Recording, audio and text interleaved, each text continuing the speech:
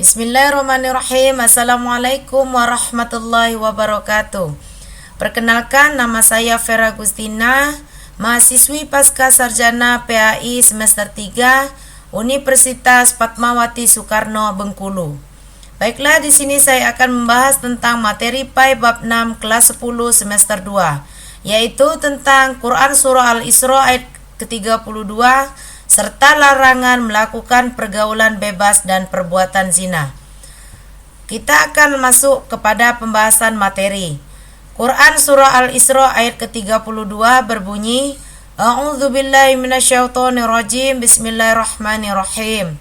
Wala taqrabu zina innahu kana fahisyata wa sa'a sabila. Artinya, dan janganlah kamu mendekati zina, sesungguhnya zina adalah suatu perbuatan yang keji dan suatu jalan yang buruk.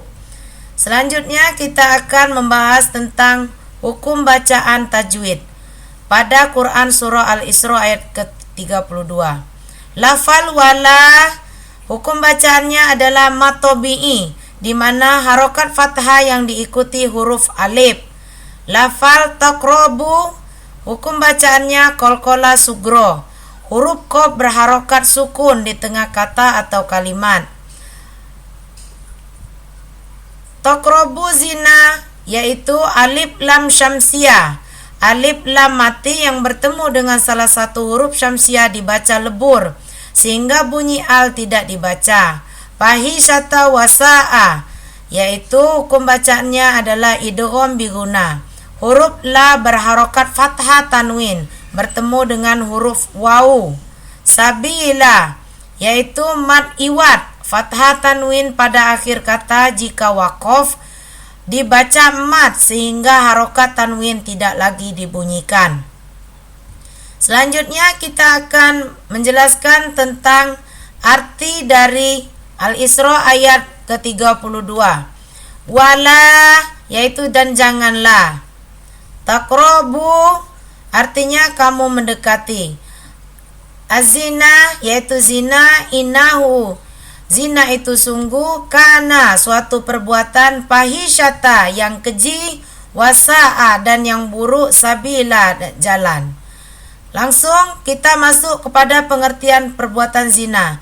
Zina secara bahasa berasal dari kata zana yazni, yaitu hubungan badan antara laki-laki dan perempuan yang sudah baligh tanpa adanya ikatan pernikahan yang sah sesuai dengan tuntunan agama Islam.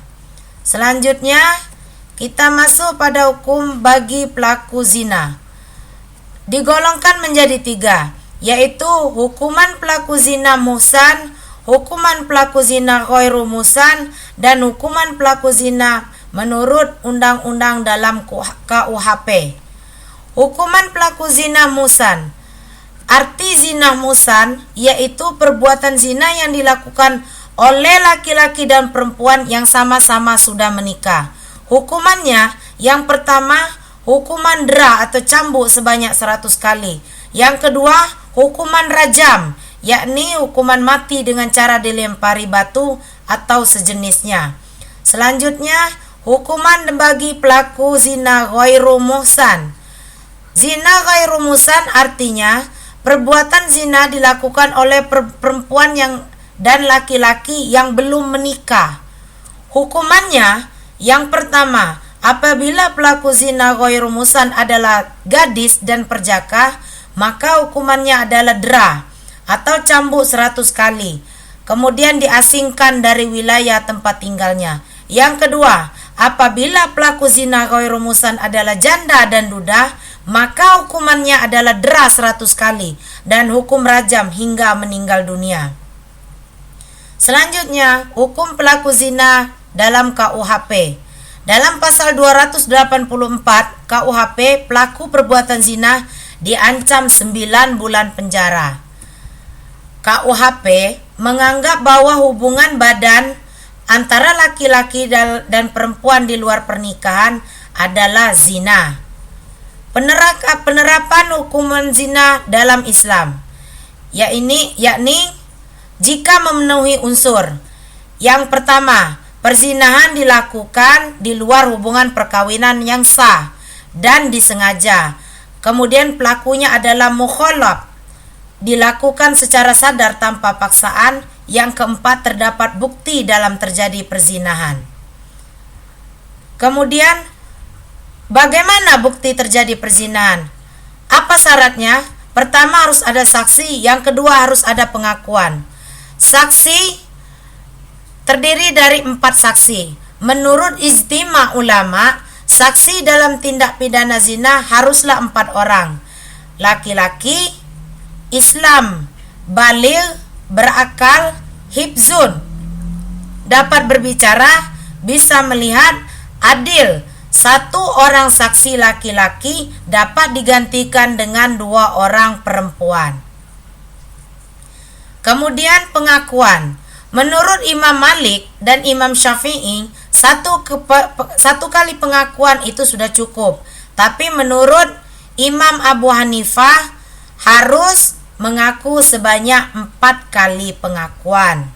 Selanjutnya kita akan membahas tentang isi kandungan surah Al-Isra ke-32, bahwa mendekati perbuatan zina saja sudah terlarang, apalagi jika sudah sampai melakukannya, maka tentu saja pelakunya telah melakukan perbuatan yang keji. Selanjutnya kita akan memberikan contoh perilaku mendekati zina. Mendekati zina. Yang pertama, menjalankan pergaulan bebas. Contohnya, berpacaran, berduaan di tempat sepi, melakukan kontak fisik antara laki-laki dan perempuan yang bukan mahram, berpelukan, berciuman, mendatangi tempat yang mengundang syahwat, berhayal, berimajinasi tentang aurat lawan jenis, melihat konten tayangan video, film, televisi, media yang dapat mengandung imajinasi seksual, membaca artikel, buku, bacaan, dan sumber-sumber yang lain dapat membangkitkan nafsu birahi.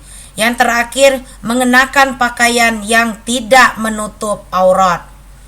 Selanjutnya, keburukan zina menurut Said Qutb. Yang pertama, penempatan asal muasal kehidupan bukan tempat yang sah. Yang kedua, berpotensi untuk terjadinya tindak kejahatan berikutnya, yaitu menggugurkan dan membunuh janin apabila terjadi kehamilan. Yang ketiga, yaitu berpotensi terjadinya penelantaran jika bayi hasil perzinahan tersebut dibiarkan lahir dan hidup. Tidak jelasnya nasab seseorang, keluarga, dan pelaku perbuatan zina menjadi rapuh dan malu.